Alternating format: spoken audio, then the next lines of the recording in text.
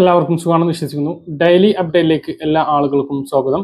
നാളെ ഏപ്രിൽ 26-ാം തീയതിയും തുടർന്നുള്ള ദിവസങ്ങളിലും നിങ്ങൾ ശ്രദ്ധിക്കേണ്ട വളരെ പ്രധാനപ്പെട്ട കാര്യങ്ങളാണ് ഈ ഒരു വീഡിയോയിൽ വ്യക്തമാക്കുന്നത്. വീഡിയോയുടെ വിശദാംശങ്ങളിലേക്ക് കടക്കുന്നതിന് മുമ്പ് കൂടുതൽ ആളുകളിലേക്ക് ഇൻഫർമേഷൻ എത്താൻ ഷെയർ ചെയ്യുക, ലൈക്ക് ചെയ്യുക. ഫേസ്ബുക്കിലൂടെ കാണുന്ന ആളുകൾ ഫോളോ ചെയ്യുക. വീഡിയോയുടെ വിശദമായ വിവരങ്ങളിലേക്ക് വരാം. സംസ്ഥാനത്ത് ഇനി ഏറ്റവും അടുത്ത് ലഭിക്കുന്ന പെൻഷനുമായി ബന്ധപ്പെട്ട അറിയിപ്പുകളാണ് പറയുന്നത്.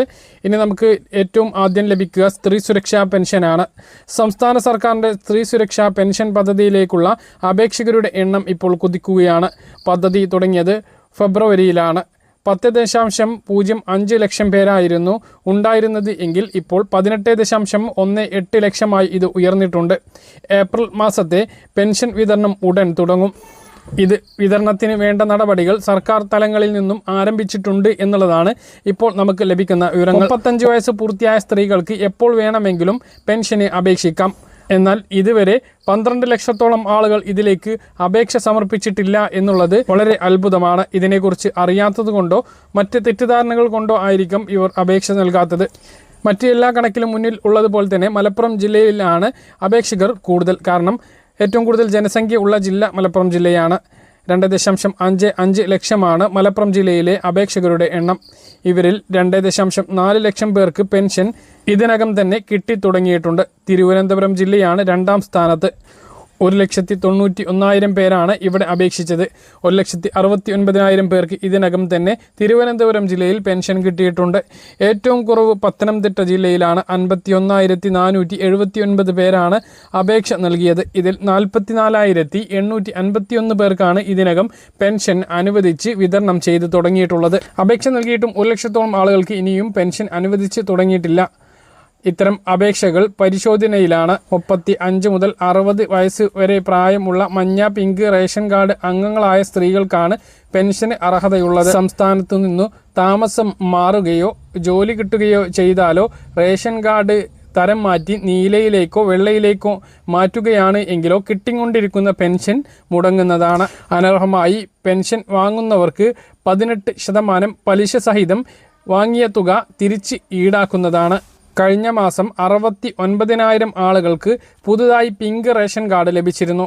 ഇതുവരെ വെള്ള, നീല റേഷൻ കാർഡിൽ ഉണ്ടായിരുന്നവരാണ് അവരെല്ലാം. പുതുതായി പിങ്ക് റേഷൻ കാർഡിൽ ലഭിച്ചിട്ടുള്ളവരിൽ 35 മുതൽ 60 വയസ്സുവരെ പ്രായമുള്ള സ്ത്രീകൾ ഉണ്ട് എങ്കിൽ അവർക്കും പദ്ധതിയിലേക്ക് അപേക്ഷ നൽകാവുന്നതാണ്.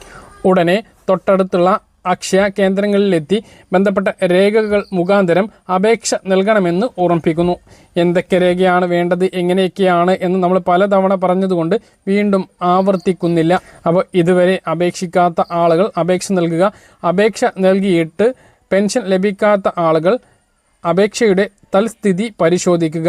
സ്റ്റാറ്റസ് പരിശോധിക്കുന്നതിലൂടെ അപേക്ഷ സ്ഥിരീകരിച്ചിട്ടുണ്ടോ, പെൻഷൻ തുക ലഭിക്കുമോ എന്നെല്ലാം കൃത്യമായിട്ട് അറിയാൻ കഴിയും. 1ാം ഗഡു അതായത് ഫെബ്രുവരിയിലെ ആദ്യ ഗഡു ലഭിക്കുകയും 2ാമത്തെ മാർച്ചിലെ ഗഡു ലഭിക്കാത്ത നിരവധി പേരുണ്ട്. അങ്ങനെയുള്ളവർക്ക് ഏപ്രിൽ വിതരണം ചെയ്യുമ്പോൾ 2 ഗഡുക്കളായി 1000 ചേർത്ത് 2000 രൂപ ലഭിക്കും എന്നുള്ളതാണ് വിവരം.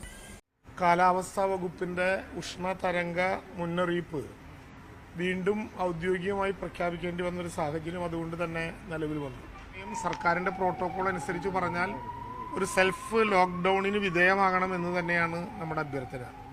സംസ്ഥാനത്ത് എല്ലാവരും സെൽഫ് ലോക്ക്ഡൌണിന് വിധേയരാകണമെന്ന് റവന്യൂ മന്ത്രി കെ രാജൻ അഭ്യർത്ഥിച്ചു. സംസ്ഥാനത്ത് ചൂട് കൂടുന്ന സാഹചര്യത്തിൽ ആരോഗ്യ നിർദ്ദേശങ്ങളുമായി സർക്കാർ എല്ലാവരും പകൽ സമയത്ത് സെൽഫ് ലോക്ക്ഡൌണിന് വിധേയമാകണം എന്നുള്ളതാണ് പ്രധാനപ്പെട്ട നിർദ്ദേശം.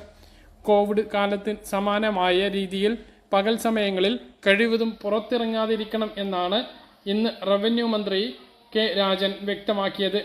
ആരോഗ്യ പ്രശ്നങ്ങൾ ഉള്ളവരും ഗർഭിണികളും പ്രത്യേകം സൂക്ഷിക്കണം എന്നും ഉന്നതതല യോഗത്തിന് ശേഷം മാധ്യമങ്ങളോട് സംസാരിക്കവേ രാജൻ വ്യക്തമാക്കി. എല്ലായിടത്തും സാധാരണത്തേക്കാൾ കൂടുതൽ താപനില രേഖപ്പെടുത്തിയിട്ടുണ്ട്. എല്ലാ ജില്ലകളിലും ഉഷ്ണതരംഗ മുന്നറിയിപ്പുണ്ട് എന്നും മന്ത്രി വ്യക്തമാക്കി. എല്ലാ ജില്ലകളിലും ഉഷ്ണതരംഗ മുന്നറിയിപ്പുണ്ട്. ജനങ്ങൾ ജാഗ്രത പാലിക്കണം. തീപിടുത്തം, പാമ്പ് ശല്യം ഇവ മൂലമുണ്ടാകുന്ന പ്രശ്നങ്ങളിൽ ജാഗ്രത പാലിക്കണം.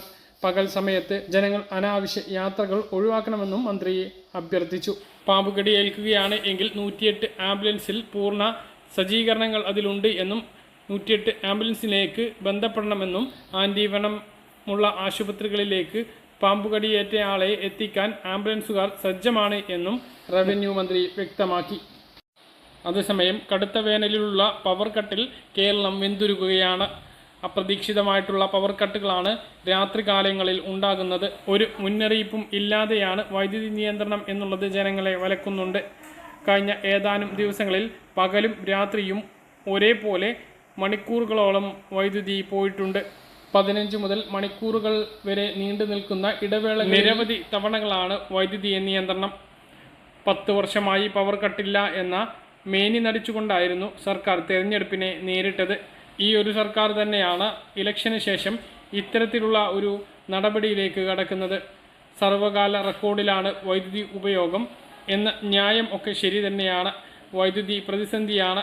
ഈ ഒരു കാരണം കൊണ്ട് തന്നെയായിരുന്നു മുൻകാലങ്ങളിൽ ലോഡ് ഷെഡിങ്ങും കറണ്ട് കട്ടും ഉണ്ടായിരുന്നത്. എന്നാൽ എല്ലാ വേനലിലും ഇപ്പോഴും ഇതെല്ലാം ഉണ്ട്. കൃത്യമായ ഒരു സമയം പറഞ്ഞ് ആ ഒരു സമയത്ത് കട്ടാക്കുകയാണ് ഇതിലേറെ നല്ലത് എന്നാണ് ജനങ്ങളുടെ അഭിപ്രായം. ഇത് എപ്പോൾ കറണ്ട് പോകുമെന്ന് കൃത്യമായി മുൻകൂട്ടി പറയാനാകാത്ത സ്ഥിതിയാണുള്ളത്. KSEBിയിലെ ഫോണുകളെല്ലാം ഊരിമാറ്റി വെച്ച സ്ഥിതിയിലാണുള്ളത്. നിരവധി കിടപ്പ് രോഗികളും ഈ ചൂടിൽ ബുദ്ധിമുട്ടുന്ന അവസ്ഥയുണ്ട്. വരുന്ന 1 മാസത്തിലധികം ഈ ഒരു സ്ഥിതി തുടരും എന്നുള്ളതാണ് വിവരം.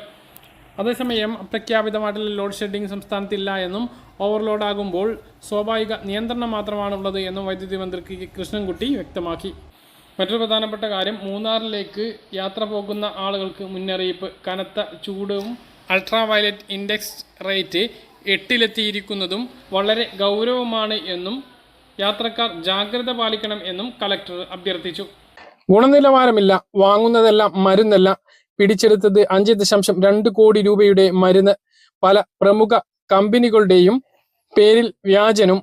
ഇങ്ങനെയുള്ള ഒരു ഹെഡിങ്ങോട് കൂടിയിട്ടാണ് മനോരമ പത്രത്തിൽ AS ഉല്ലാസ് എന്ന റിപ്പോർട്ടർ ഈ ന്യൂസ് പങ്കുവച്ചിട്ടുള്ളത്. ഇതിൽ തന്നെ പ്രത്യേകം പറയുന്ന ഒരു കാര്യം, പിടിച്ചെടുത്തത് 5 ജില്ലകളിൽ നിന്ന് മറ്റു ജില്ലകളിലെ കണക്കുകൾ ഇപ്പോൾ ലഭ്യമല്ല. അതുകൂടി ലഭ്യമാകുകയാണ് എങ്കിൽ കൂടുതൽ ഉണ്ടാകും എന്നുള്ളതാണ്. സർക്കാർ മരുന്നിലും നിലവാരം ഇല്ലാത്തവ ഉണ്ട് എന്നുള്ളതാണ് ഏറ്റവും ഞെട്ടിപ്പിക്കുന്ന കാര്യം. വിവരാവകാശത്തിന് ലഭിച്ചിട്ടുള്ള മറുപടിയിലാണ് ഈ കാര്യങ്ങൾ വ്യക്തമാക്കുന്നത് എന്നുണ്ട്. അപ്പോൾ വിശദമായിട്ട് നോക്കുകയാണ് എങ്കിൽ റിപ്പോർട്ട് ഇങ്ങനെയാണ്. 2 വർഷത്തിനിടെ സംസ്ഥാനത്ത് 5 ജില്ലകളിൽ ഡ്രഗ് കൺട്രോൾ വിഭാഗം നടത്തിയിട്ടുള്ള പരിശോധനയിൽ കണ്ടെത്തിയത് 5.2 കോടി രൂപയുടെ ഗുണനിലവാരം ഇല്ലാത്ത മരുന്നുകൾ. വല്ലപ്പോഴും മാത്രം നടത്തുന്ന പരിശോധനയിൽ തെളിഞ്ഞത് കോടികളുടെ തട്ടിപ്പ് എങ്കിൽ നിലവാരം ഇല്ലാത്ത മരുന്നുകൾ ഇതിന്റെ എത്രയോ മടങ്ങ് വിപണിയിൽ ഉണ്ട് എന്നാണ് ആശങ്കയുണ്ടാക്കുന്ന കാര്യം. മറ്റു 9 ജില്ലകളിലെ കണക്കുകൾ കൂടി ചേരുമ്പോൾ മരുന്നു വിപണിയിലെ തട്ടിപ്പിന്റെ വ്യാപ്തി കുത്തനെ ഉയരും. വൈറൽ പനി, ഹൃദ്രോഗം തുടങ്ങിയ രോഗങ്ങൾക്കുൾപ്പെടെ നൽകുന്ന മരുന്നുകളിൽ ഗുണനിലവാരം ഇല്ലാത്തത് കടന്നു കൂടിയിട്ടുണ്ട് എന്ന് ഡ്രഗ് കൺട്രോൾ വിഭാഗം വിവരാവകാശ നിയമപ്രകാരം വെളിപ്പെടുത്തിയിട്ടുണ്ട്. മറ്റു ജില്ലകളിലെ കണക്കുകൾ ലഭ്യമല്ലാത്തത് പരിശോധന കാര്യക്ഷമമല്ലാത്തത് കാരണമാണ് എന്ന് ഉദ്യോഗസ്ഥർ തന്നെ സമ്മതിക്കുന്നു. നിലവാരം ഇല്ലാത്ത മരുന്നുകളിൽ സർക്കാർ വിതരണം ചെയ്യുന്ന മരുന്നുകളുമുണ്ട്. സംസ്ഥാന സർക്കാരിന്റെ സ്ഥാപനമായ കേരള മെഡിക്കൽ സർവീസ് കോർപ്പറേഷൻ 2004 പ്രമേഹം, തലകറക്കം, വെർട്ടിഗോ തുടങ്ങിയ രോഗങ്ങൾക്ക് പാലക്കാട് ജില്ലയിൽ വിതരണം ചെയ്ത 4.39 കോടി രൂപയുടെ മരുന്ന് ഗുണനിലവാരം ഇല്ലാത്തതാണ് എന്ന് കണ്ടെത്തിയെന്നും വിവരാവകാശ മറുപടിയിലുണ്ട്. ഇവ ഡ്രഗ് കൺട്രോൾ വിഭാഗം പിടിച്ചെടുക്കുകയും ചെയ്തു. സംസ്ഥാനത്ത് ഏകദേശം 24,000 മെഡിക്കൽ സ്റ്റോറുകൾ പ്രവർത്തിക്കുന്നുണ്ട് എന്നാണ് കണക്ക്. ഇവയിൽ പരിശോധന നടത്താൻ ആകെ ഉള്ളത് 50ഓളം ഡ്രഗ് ഇൻസ്പെക്ടർമാർ മാത്രമാണ്. പകുതിയോളം മെഡിക്കൽ സ്റ്റോറുകളിൽ വർഷത്തിലൊരിക്കൽ പോലും പരിശോധന നടത്തുന്നില്ല എന്നാണ് വിവരം. പരിശോധനയിൽ മരുന്ന് കണ്ടെടുത്ത് കെമിക്കൽ പരിശോധന കഴിഞ്ഞ് ആ മരുന്നിന്റെ ബാച്ച് മുഴുവൻ നശിപ്പിക്കാൻ ശ്രമം തുടങ്ങുമ്പോഴേക്കും മരുന്നുകളെല്ലാം വിറ്റ് കഴിയും എന്നതാണ് ഇപ്പോഴത്തെ സ്ഥിതി. മറ്റു സംസ്ഥാനങ്ങളിൽ നിന്ന് 100 കണക്കിന് മരുന്ന് കമ്പനികളാണ് കേരള വിപണിയിൽ മരുന്ന് എത്തിക്കുന്നത്. പല പ്രമുഖ കമ്പനികളുടെയും പേരിൽ വ്യാജനം ഇറങ്ങുന്നുണ്ട്. കോട്ടയത്ത് മാത്രം 67 ഇനം മരുന്നുകളാണ് ഗുണനിലവാരം ഇല്ലാത്തതെന്ന് കണ്ടെത്തി തടഞ്ഞത്. പ്രമുഖ കമ്പനികളുടെ പേരിൽ തന്നെ വൈറൽ പനിക്കുള്ള വ്യാജ ഗുളികകളും കണ്ടെത്തിയിരുന്നു. ഇത് സംബന്ധിച്ച് നെയ്യാറ്റിൻകര കോടതിയിൽ കേസ് നടക്കുന്നുണ്ട്. ഗുണനിലവാരം ഇല്ലാത്തതായി കണ്ടെത്തി പിടിച്ചെടുത്ത മരുന്നുകളുടെ പേരാണ് ഇനി പറയുന്നത്. അറ്റോർവാസ്റ്റാറ്റിൻ, ഇത് കൊളസ്ട്രോളിനുള്ള മരുന്നാണ്. രക്തസമ്മർദ്ദത്തിനുള്ള ക്ലോണിഡിൻ, വെർട്ടിഗോ, തലകറക്കം എന്നിവയ്ക്ക് ഉപയോഗിക്കുന്ന ബീറ്റ ഹിസ്റ്റീൻ എന്ന മരുന്നും ആസ്മ, അലർജി എന്നിവക്ക് ഉപയോഗിക്കുന്ന മോണ്ടിലുക്കാസ് ലുക്കോട്രിൻ എന്ന മരുന്നും ഗുണനിലവാരം ഇല്ലാത്തതാണ് എന്ന് കണ്ടെത്തി. ആന്റിബയോട്ടിക്കായ ഓഫ്ലക്സാക്സിൻ, രക്തം നേർപ്പിക്കാൻ ഉപയോഗിക്കുന്ന ആക്സ്പിരിൻ, ക്ലോപ്പിഡോഗ്രൽ, നെഞ്ചിരിച്ചിലിനും ഗ്യാസിനും ഉപയോഗിക്കുന്ന റാബിപ്രസ്റ്റോൾ, ഹൃദ്രോഗത്തിന് ഉപയോഗിക്കുന്ന ഐസോസോർബൈഡ് ഡെനിട്രേറ്റ്, നിക്കോറാൻസിൽ, അൾസമൈസിന് ഉപയോഗിക്കുന്ന ഡോണപൈസിൽ, പ്രമേഹത്തിന് ഉപയോഗിക്കുന്ന ഗ്ലിമിപ്പിറൈഡ്, ഛർദിക്ക് ഉപയോഗിക്കുന്ന ഓൺട്രാൻസെൻട്രോൺ, ഗ്യാസ്ട്രോക്ക് ഉപയോഗിക്കുന്ന പാൻഡോപ്രസോൾ എന്നിങ്ങനെ പോകുന്നു. ഇവയെല്ലാം നമ്മൾ നിത്യജീവിതത്തിൽ ഉപയോഗിക്കുന്ന മരുന്നുകളാണ്.